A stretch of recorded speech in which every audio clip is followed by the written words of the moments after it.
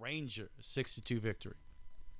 Absolutely. Now, let's while we're talking about the playoffs, we'll touch baseball last, but let's go to the NBA. We got a series coming up tomorrow night: the Golden State Warriors and the Boston Celtics. Boston hadn't been to the finals since 2010, when guys like Paul Pierce were on the team, Kevin Garnett, Ray Allen. You remember that big three, Rich? Yeah. That was fantastic. And you can't forget Rajon Rondo, and that team was so deep with Kendrick Perkins, and I think Glenn Big Baby Davis.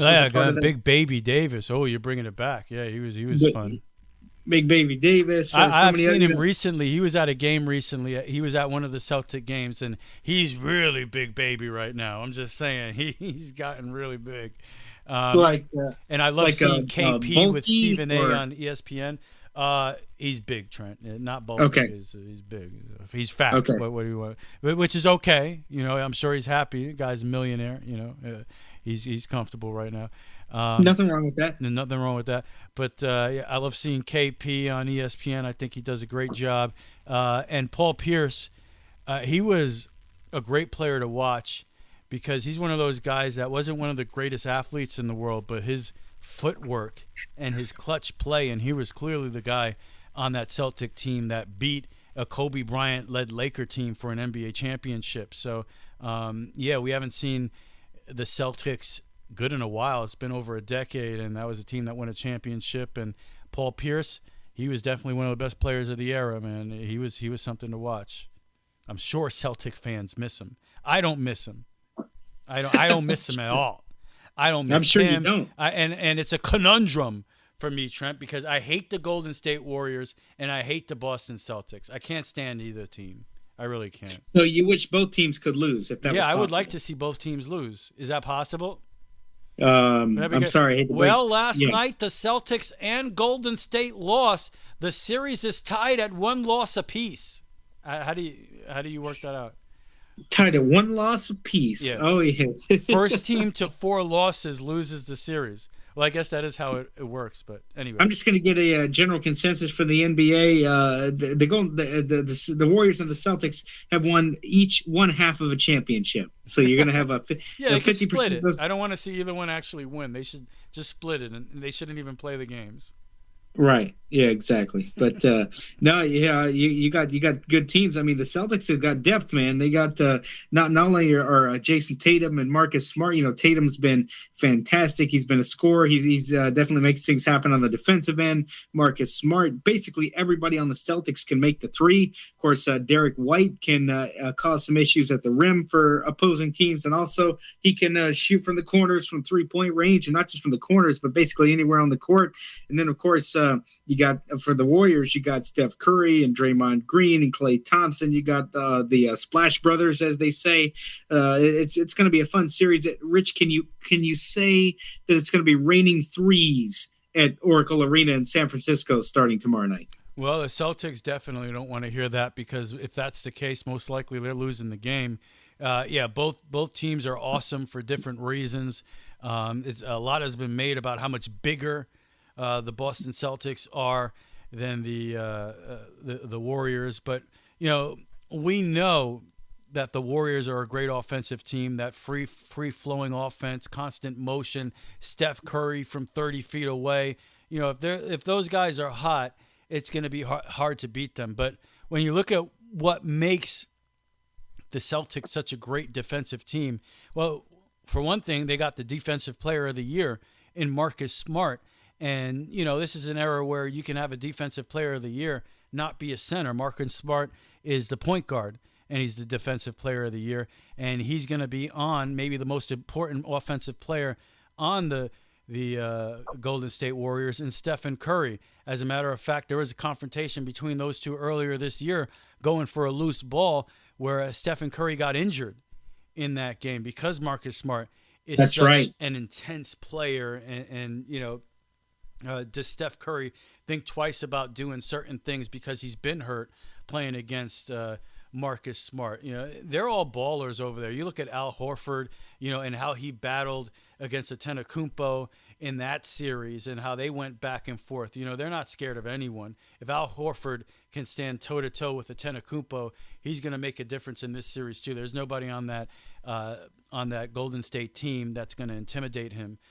You mentioned with the Warriors, Stephen Curry and Klay Thompson, of course, the Splash Brothers. But one of the things that's made that team special are the secondary players this year. Look at what Jordan Poole has done. He's become the third guy. He's become a big-time scorer in this league. Another guy that just spreads the floor for the Golden State Warriors, makes them difficult to defend. You got Andrew Wiggins, who's another guy who's a high flyer, who can score, who's also a great defensive player. And, of course, Draymond Green. And I see a lot of people picking the Boston Celtics in this series because you got Jason Tatum, great young player, two-way player. He has his Robin and Jaylen Brown, who seems at times can score at will. Defensive Player of the Year, Marcus Smart. You mentioned Derek White, a great guy who can offer some offense at opportune times, hitting the three, getting the ball to the basket. Great backup point guard type of guy, and of course Al Horford. But I think sometimes we underestimate how good the Warriors actually are, man. This is a team that's already won 3 championships. They haven't been back in a couple of years, but, all the injuries. Klay Thompson hasn't played in 2 years. Steph Curry has had to do it basically by himself out there, and he's not the type of player that's going to do that. Look, he's not LeBron. He's not. He needs a team around him that's going to help set him up to take these 30-foot jump shots. He's not a Luka Doncic, a Kevin Durant. He needs other guys to set him up. He's not going to be the playmaker that those guys are. So with the Warriors at full strength and Stephen Curry and Klay Thompson getting these open shots, the motion offense, it's hard to pick against them. They've won championships already. And I like I said, you see everybody picking the Celtics in this series. And I think ultimately I'm going to root for the Celtics because as much as I dislike Boston, I'm just tired of the Warriors. And I'm really upset to have to see them here again. And I underestimated them because I thought that Memphis would probably take that game, that series 7 games. And I know John Morant got hurt, and it did go 6 games. But I thought that would go deeper. I thought Dallas would give the Warriors a better series, and they took Dallas out in 5. So I think I've underestimated them, and look at what Dallas did. To get Dallas beat a 64-win Phoenix Suns team, beat them in Game 7 convincingly, destroyed Phoenix in Game 7. All right, and Golden State went out and beat that team in 5 games. So I think it's hard to say that you underestimate a team with Stephen Curry and Klay Thompson, 3-time champions. But I think maybe sometimes we forget how good they are. And Jason Tatum and Jaylen Brown, they're very young. They rely on defense. The Golden State has home court advantage. I think Golden State's going to win the series. And I think they're going to win this series in 5 or 6 games. I don't think that, and they say defense wins championships. You know what? But Stephen Curry is a special player. He's a legendary player. He's an all-time player. He's what many consider to be the greatest shooter of all time. Oh, and guess what? You have the second greatest shooter of all time in Klay Thompson on the team. And now they got young stars. Jordan Poole is an all-star in this league. Andrew Wiggins is a former lottery pick, number 1 pick in the draft. And of course you got Draymond Green, who's their main playmaker. He's healthy this year. He's going to cause problems.